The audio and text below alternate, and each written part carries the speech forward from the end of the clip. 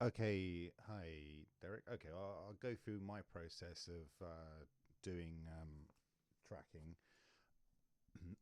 So you can kind of see and extrapolate from that. I think you've done a simple one anyway, but I've got this piece of footage. If I just double click on it and just show you, and I'll go down here to fit, just so you can kind of see it. And it's just this is a shot of guess where, Sun Who, and this is the river view, and this is trench 11 with 1, 2, 3, 4, 5, 6, 7. Then it jumps to 14 and 10's over here or something like that. Anyway, 21's over there. So drone shot, yay. And what happens if I want to put something over here and highlight, track something on, excuse me, you'll see my process. Alrighty, so this is the bit of footage.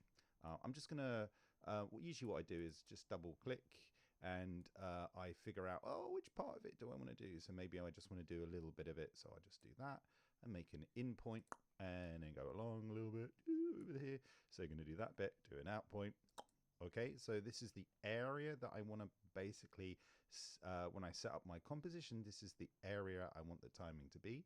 And so, and I'm going to go to my clip, which is over here, and I drop it down on the composition making button down here where I'm sort of wiggling over the top of. And I'm just going to drop that in there. Whoop. And then what happens is it makes me a composition with all of those settings, the frame rate, 25 frames per second, as you can kind of, you'll see down here, the base frame rate is here. If I go up to composition settings, you'll see this is the timing that I actually set for it. You know, there's the timings. This is the duration, 10 seconds. That was what that was on the footage window. Is the name, it takes the name on of of the composition is the name of the clip itself. So we're going to call this Derek. Show you that there you go. 1920 by 1080. That's what the drone footage was shot at, even though the show usually make it at full HD, sorry, UHD, which is this, but it's actually because the existing drone footage tends to be HD because that's what the cameras are, or at least most of the time. Our level of what we have going on with time team, square pixels is always good. Most pixels are square, 25 frames per second. That's what the the camera was set up to be when it captured.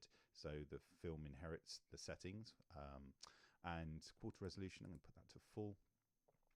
So that means our composition is full. And I often do this. I just set the time code start back to 0 because all good rulers start at 0. Like 30 centimeter ruler starts counting at 0 and not 10 centimeters to, and then the last integer is 40 centimeters. You know, that's still a 30 centimeter ruler. Anyway, or 8 centimeters is the first number on the ruler, and then 38 centimeters is the last number. Doesn't make sense. So generally speaking, it's always nice to reset the time code because it just inherited that chopping up that we did in the footage window. Black background, that's like if you can give visibility, avoid a color, it's black, like in space, the absence of light. I'm going to go okay. And it just adjusted that name there. You can see down there. That is what we have. Then what I do is I do this method. I make a duplicate, Command D or Control D if you're on a PC, Control Mac Command, and I've got a duplicate of this. And this one here, I'm going to right click and I'm going to pre-compose it. I'm going to make this one here, pre-compose. Let's call it something like enhance. Yeah, I'll just call this footage enhance. You can call it what you want, but that's kind of what it represents. Because what I want to do is just show you that method where I do what Stern Effects does, because I think it gives this kind of footage. Sometimes I've had trouble tracking it and getting a decent track. So if I double click on it, it's going to take me inside of that pre-comp. But if I go to this thing here, I don't know if you know this, it's called a composition mini flowchart, and it flows you through to connected compositions or compositions within compositions. So you can go and flow backwards and forwards between anything that's nested or connected, like a Russian doll. You can flow through the Russian doll from the smallest one and then flow back through to the largest one and everything in between. You can see we've just got a chain of 2 here. So I'm going to go back to the footage here and excuse me, just getting over a cough. And I'm going to go to my effects, and I got an animation preset, and I basically made the animation preset by following Stern FX. So if I go to user presets and let's actually just take that window. I always hate it when the effects, and put that up here so it's nice and neat. And then you can kind of see. So user presets, these are all things that basically have been made or I've imported from somewhere else. So in here I've got something called Stern Effect. Let's just make that a little bit bigger as well so we can just read it. So I basically followed the tutorial of Stern FX and then saved it out as a tracking enhancer. I can literally just chuck that on. So basically, let me just do that. And all it is it's a fast box blur, 20, iteration, 6, invert, then you put an invert. It's got to be in this order. Invert, RGB 0. Composite, that swaps the order of when things happen. So I've got it to, let's just make this bigger. So it's like basically taking the footage and put it back on top of the box blur with a 50% semi-transparency. So it's in front. It's not anywhere else. It's kind of not behind. It's in front. And RGB only. That's there. And then we've got levels, which is basically a way to contrast. So sometimes what you do is you adjust this, and I try to find that kind of silvery grey with sort of almost like color aberration in there, and don't really worry about these numbers. It's more like just going to the sliders of the levels, which is a way to change the darks, the lights, and the mids. So you can adjust that in terms of tone, like black and white, grey value, luminosity, that kind of thing, or contrast, that kind of thing. It's actually taking into account RGB, red, greens, and blues, all together. So it is actually doing, it's not just luminosity, it's color as well. Okay, so if ever you want to make this, you could just follow what I've got here, and then you could just copy this, yeah, and then you go to, so once they're selected, you go to the effects and presets window, okay, and you can go save animation preset, and you can call it Stern FX, save animation preset. I could do that again, and it will usually takes you to the right place. So on a PC, it would be in your documents folder in your C drive, and you navigate into the Adobe After Effects, and then user presets, and then you chuck it in here, give it a name, and yada yada. And then once you do that, it's, if you're doing it for the first time, making a user preset, it just takes a little while because it actually builds you a user preset folder, which you don't initially have. But when you make your first preset, it builds this folder and then shoves it inside of here. So you'll probably see one thing if you've never done that before. Anyway, so that means that when I come back to my original comp, so I go to my composition for me flowchart and come out of that footage enhancement and into the main top comp, which is always the composition that gets rendered out. I've got here the background, because this was the original one, then we duplicated it, made a pre-comp on top. So this is what I'm actually going to track. Now you've got to do this because you want to track everything kind of combined and collapsed together. So this always works, okay? And you need to make it sure it's the same size inside of the pre-comp's the same size as the main comp you're working in as well. So the pre-comp is 1920 by 1080 as well. Yeah, so you're going to want to make sure it's the same size. Otherwise, the tracking doesn't quite, the tracker goes, ooh, there's a mismatch between the sizes. So, okay. Then you can do a couple of things. You can do what you usually do. You can go to Windows and you could look for the tracker, which will bring up the tracker window. Let me close that down. Yeah, so you can go Windows and find the tracking stuff. You can right click on a thing like a layer, right click, and you can go track, and stabilize, and you could go track camera. That'd be a quick way to do it. And that would launch the tracker window anyway. And it would start doing the tracking, or you could go to the effects and presets window and type in 3D camera. Yeah, and there it is. You can drop that on top or select the layer and double click on it, and it will put it on that layer. Loads of ways to do the same thing. Okay. But anyway, so there we go. 10 minutes into this tutorial already. Okay, I'm going to let it do its thing. So it's just going to 64%. So it's doing it.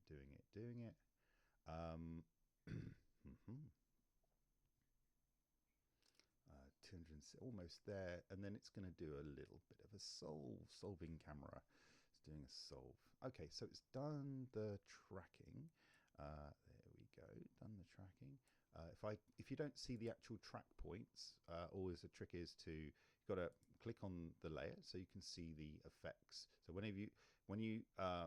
I click on this layer, original layer, I don't see anything in the effects control window, but if I click on the layer, I see the effect. And I don't see any points or anything, because you have to select the effect. So you're not selecting the effect, even though I've selected the layer, and you need to select the effect to make sure it is on. And that's one way. That's something that beginner people sometimes go, oh, where's my points? You forget to select your points. Also, another thing that can happen is if you can't see your points and you've selected this layer, if you go to view and you go to down to show layer controls, if you turn that off, that might be another reason. Sometimes that weirdly happens. So this is like troubleshooting. So just make sure that is on, and a very quick way to do that, if you show layer controls, that's basically so you don't see the transform points, don't see anchor points, you don't want to see mask paths or shape layer paths, and you just want to see the image, then that's exactly what you do. You just turn it off. It's got a shortcut. I think Control Shift H. Yeah, there we go.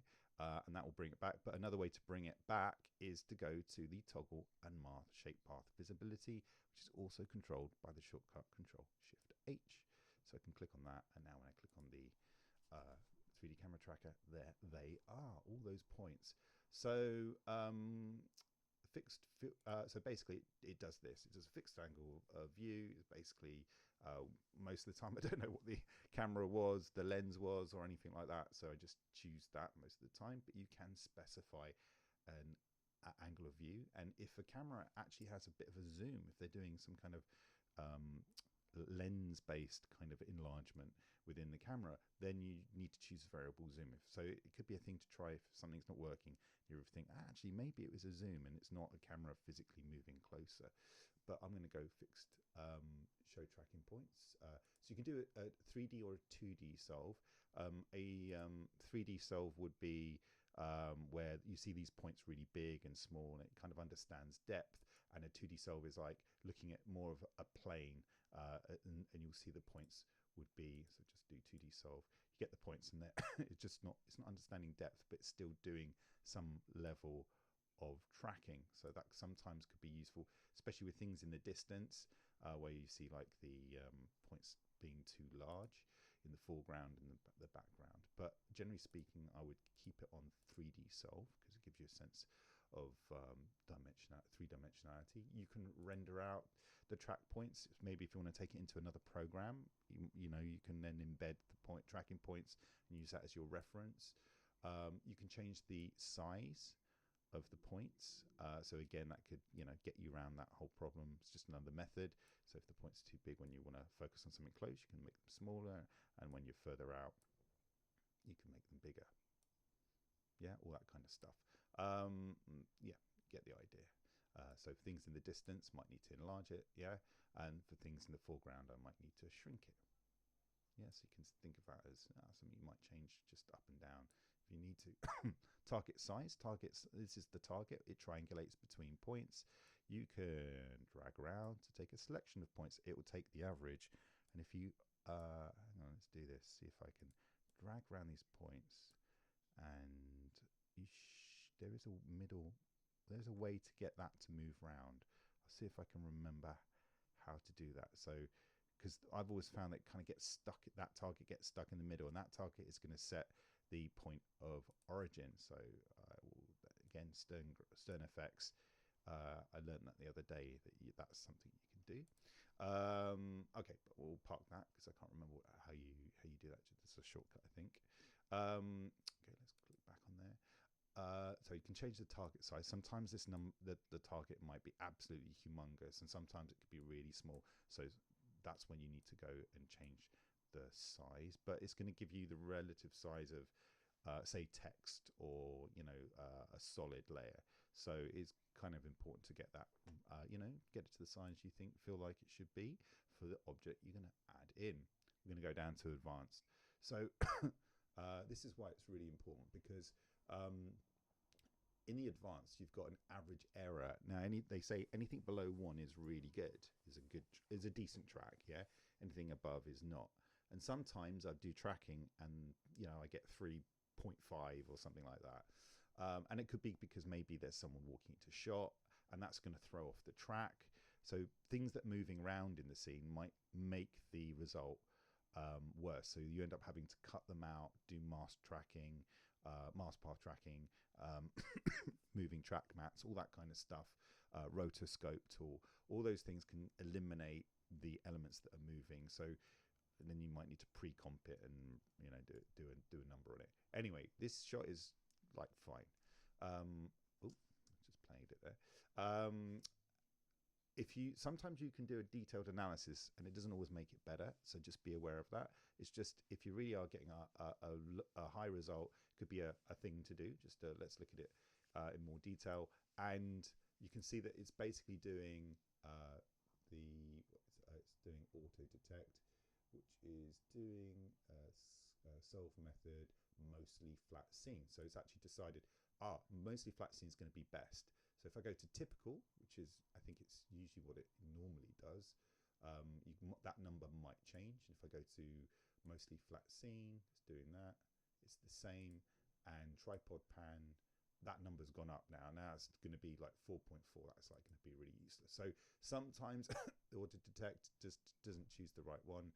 So I'm going to keep it on either one of these two will work. I'm going to go auto detect. It seemed to work, solving again, and it gives me that low number of 0.12. Auto detect points across time. Auto delete. So just as you go along, sometimes they start to disappear, so you can keep them up longer if you want. And auto detect points across time. Hide warning banner. It's just that solving or that analysis banner. You can hide it if it's in the way, but you probably need to know it's doing the thing. Whew, that's like my whistle-stop tour of the settings. You could create a camera and then you could get going. But what we want to do is figure out some other stuff. So what is the goal here? So if I just turn this off for a second, the goal is to do some tracking so that I can basically set a 3D object somewhere over here over trench 11. Yeah, so that's what I want to do. I'm going to go to and you can see actually even turning off my my layer, and I'm clicking on it. If it's selected, I can click it. I can even lock it. So if I click on the layer below, okay, hang on, it's still up there. Can you see that the camera, 3D camera, even because normal behavior is if you turn the lock off. Let's go back here. If you turn the lock off, just go between those two. Can you see that? The effect actually hides. So if I lock it, then I can even click on this layer. It doesn't go away. I can always go, there it is. Those track points. And you can kind of see, now it's looking like it's doing the thing over the top of our footage, which is really nice. So I want to kind of like maybe triangulate some points here. You could drag around and do something like this. So let's say I like this. I would right click and then I set the ground plane. Yeah. And then I go back and I right click and I'm going to create, you could create a null or a solid. I usually like to create solids. If I create a solid and camera and also create shadow capture, camera and light, you could do that as well. Let's go and do that. Okay, no, let's do create solid and camera. Let's go back and do something like that. You can see it made me a null, a solid, that kind of size. So basically creates you a camera, Camera triangulates, imagines where that camera should be to make this 3D layer, which is just literally a block of pixels with an anchor point. But it's got its 3D switch turned on, and if you go inside of here, you go to its orientation. Its X orientation is orientated because X, Y, Z, like in the alphabet, is 270. That's always a flaw in After Effects, which means that the arrow points up. And if you get used to After Effects, and that's quite useful just to know what is up, like objects that are up, generally speaking, have their orientation to 270. Okay, cool. So if I just now go along here, woo, it's all working, lovely. That looks really rock steady. I'm going to put my camera at the top. So if I go to the scale, sometimes the scale can be like weird numbers. This number can be kind of weird. So I go floor, and it's weird. It's not actually gone very weird for this one. And I go to this other plugin, move that up, called Normalize Track. Hang on, let's put that back here. Normalize Track. I just want to take it up in the list. A Normalize Track means that, oh, doing a manual save there. If I click on this Normalize Track, you need to have a base named ground or floor. Okay, so I need to select this. This is what I'm selecting. I had to call this layer floor or ground or wall, I think is the other word. And you hit the button normalize. And what it does a thing, and it just reconciles those numbers. So actually now the scale is not 100, its actual real size is 79.2. So if I put this back to 100, you get the actual true. That's actually what 100 is. So it's doing some kind of it's quite useful. So in this instance, the numbers weren't too far off, but if it's like 1.5, then you want to reconcile that layer to go back to 100, then that's a good thing to do. You can get that. It's a free plugin. I sent you the link about Normalize. Okay, and it does an extra thing, it makes an extra layer, and then beyond that, you don't have to worry too much. Sometimes it's good to make a duplicate, Command D, just to always keep a reference of where that original track was. But now I've got this duplicate. I could slide that around. Sometimes you don't get things in the right place. You can slide it around and it still does a fairly decent track and feels like it's locked in. So you've got a bit of a wiggle room to move things around. Just go to the arrows, hover over the top with the selection tool, and you can move stuff around. Brilliant. Okay. Then what we need to do is bring in a 3D thing. So I've got a 3D thing or a 2D thing. It could be a 2D thing. So in my list of stuff, Sutton Who, there's my comps, vid, graphics, 3D models. So I've got a folder for 3D models, and I've got this trench. If I just drag that on, I've got Grubenhaus. I'm not going to use Grubenhaus, I'm going to use my trench. Just drag that on, and it says, "Oh, 3D models in your composition require the advanced 3D renderer to be visible." Okay, cool. I need it to be visible. Go OK. There we go. And usually it comes up with a menu where you can do some settings. It's kind of annoying that hasn't come up. Try that again. Let me just do that again. And you've got to make sure you're not on classic. That's just classic allows you to take advantage of blend modes and track mats. Okay, but they go away. They could be quite useful. So you kind of lose out some functionality. One day maybe they'll allow advanced to have blend modes and track mats, but advanced is what works with 3D models, GLBs, and object files. Cinema 4D is a different workflow. It's if you make a new layer and I'm getting a crash. What's happening? Oh, it's thinking. Okay, let me go here. Let's go back to advanced. There we go. You do have also render options, so you can lower the quality of your render. If things are really slow, you can lower that down.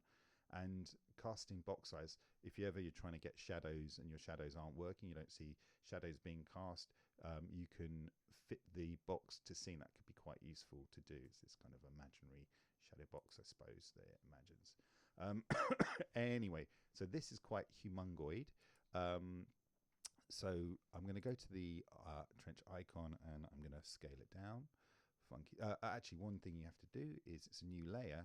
So I also have to, it's a 3D layer. I also have to normalize it. So I'm going to just add that into the normalizing process. Let me add that in there. So it's just normalized it.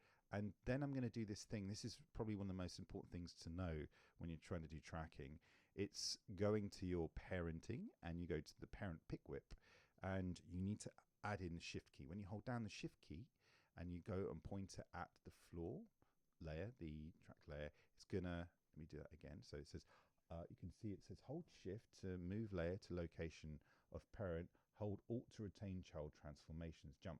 So hold shift to move the layer to that location. So it's going to basically take the anchor point location of my object and slam it inside. So let's just do that. Let go, shift, and let me scale that down. That's on the keyboard so you can just see what's happening. And there you go. It's basically put it, it's oriented it, it's flipped over because it's also got its orientation. It's following the orientation being 270. So it's inherited that kind of flopping. So I could actually do the opposite of that. I could kind of go, ooh, 90. So if I go 90, just do that 90, positive 90. Now it's standing up, you see, but the anchor point was in the middle of the object. So let me just show you what that looks like. So the anchor point's in the middle. So then I might go to the anchor point of the layer and I just might slide it up. So the best way to do that is down here, and I can just go, it's on the y-axis. I can see you need to slide it up. So if I go on the on the y-axis, there we go. I can get it to do something like that. Oh, see, it pops up. Oh, and I can even use that floor just to kind of recognize where that happens. Cool. So if I just do this now, got this tracked on in place, I can move it around a little bit as well if I need to adjust it. It's a bit big, so I'm going to scale it down. Funky town. There we go. Oh, need to move it across because that's where the trench is. Oh, is that the test pad over here? That's just the spore heap, perhaps. And I'll have it a little bit bigger so we can kind of see it in view. I'll go back to fit so you can kind of see, yeah, there is a thing in the landscape.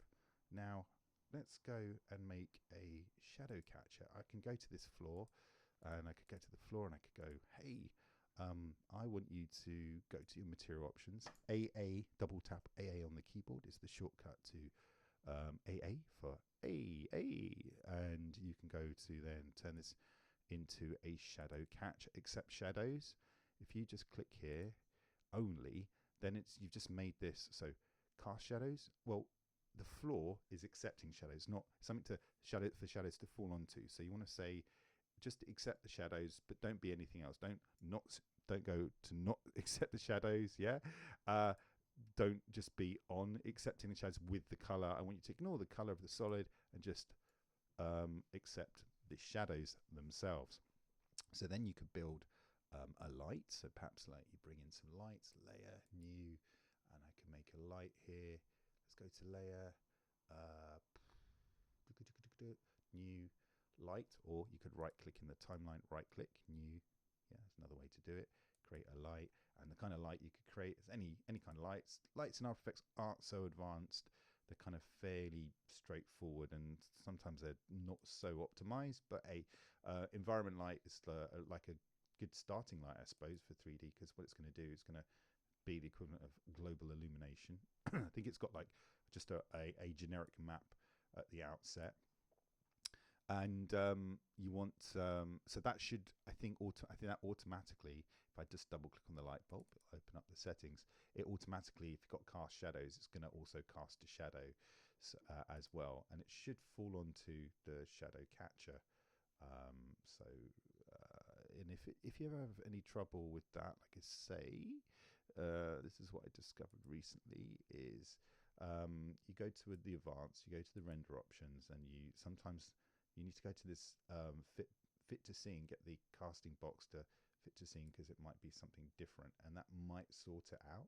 In this instance, it hasn't. I'm still wrangling with the whole stuff. Let me see if I can get a different light to cause a longer, more controllable shadow in a second. But actually, let's just also do this. So when you have an environment, just stick with the environment light. When you have an environment light, you are able to bring in HDRs, which I think I have somewhere. So let me go to my, where are we?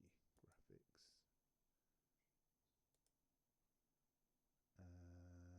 HDRs, and I'll bring Meadow. Put a Meadow one in here. So Meadow is, if I just double click on it, it's this, or maybe this, or oh, that's Studio, yeah, Sky. So let's just say I bring the Sky one in because I think that will make it look quite blue. You turn it off, and you, because you don't want to see it, but you want it to just be, it's what a light can reference. It needs to be in the timeline, but you reference it, you go to the source material, and it will see anything that's like an EXR HDI format, and you go, ooh, let's go kloof that thing, and it's gonna, again, see the color just changed there, and it's quite bluish and whatnot. And if you want to play around with the transforms of the environment light, go to the X and Y, you can see, oh, there we go, there's the that's why we weren't seeing the shadow, because it needs to move the light around. So just to prove that is on the light catcher, there we go, floor duplicate, there we just turn that off. See, turn off the shadow catcher, yeah, which was the duplicate where you've got all this kind of accept shadows. Let me just turn that off. Whoop.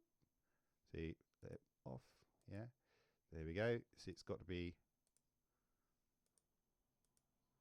see, just off, just see the pixels. On, you see the pixels and the color, so it's accepting the shadows from the environment light, and go here only because it's transparent. So again, you might want to, let's move the light around, so then go to the other value just to kind of get that light. This is just, again, it's going to be I find this quite hard to control, yeah, so maybe you want the shadows to be more in the above. There we go. But anyway, so that is, and let me go to the shadows. So cast shadows, shadow darkness, going to just make that more diffuse. Sorry, not more diffuse. There's only darkness, there's no diffuse. Some lights, if you add them in layer, new light, I'll make a different kind of light. If I go to, not environment, let's go to spotlight. Spotlights have darkness and diffusion, whereas environment light only has shadow darkness, because I think it's doing a diffusion just by its kind of nature anyway. Let me go to my little icon, just for the biais de résistance, we want to sort of move it on its orientation on the Y, so we can kind of see that spade. There we go, and that might actually be kind of cool. Sort of, I don't know. I could try. Just going to move Amber off the computer keyboard, and let's go to try a different HDR. Let's go to Meadow, see what that looks like. So go here, turn it off, and then say, hey, you're going to have an environment light. Hey, I'm going to have a Meadow. You can always turn this light into something else. So it doesn't have to be, you can, once it's in, you can turn it into something else. But again, I've got to go through and play around, because it's got different light sources. I've got to, again, play around with that. You can lower the shadows. It just depends where it puts the light. You know, you can see I can control that. Okay, I think that might be it for my workflow. And I'll leave it there. Oh, 33 minutes. That's quite a long one.